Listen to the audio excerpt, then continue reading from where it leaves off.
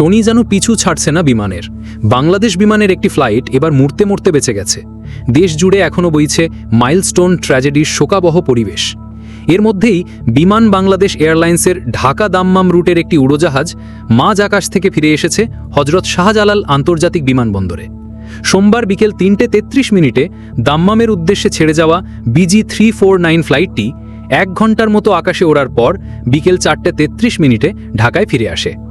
উড্ডয়নের কিছু সময় পর পাইলট যান্ত্রিক ত্রুটি শনাক্ত করলে নিরাপত্তার স্বার্থে বিমানটি ফিরে আসার সিদ্ধান্ত নেয়। বিমান বাংলাদেশ এয়ারলাইন্সের জনসংযোগ বিভাগের ব্যবস্থাপক আল মাসুদ খান জানিয়েছেন, উড়োজাহাজটির কেবিন প্রেসারের একটি বিপদ সংকেত পান বৈমানিক। এই পরিস্থিতিতে কোনো ধরনের ঝুঁকি না নিয়ে বৈমানিক উড়োজাহাজটি ঢাকায় ফেরত আনেন। তিনি বলেন, যাত্রীদের অন্য একটি উড়োজাহাজে ইতোমধ্যে দাম্মামের উদ্দেশ্যে পাঠানো হয়েছে, আর ফেরত আসা উড়োজাহাজটিও বিমানের ইঞ্জিনিয়ারিং বিভাগ দেখছে। সব ঠিক থাকায় উড়োজাহাজটি দিয়ে রাতে অন্য কোনো ফ্লাইট চালানো হতে পারে।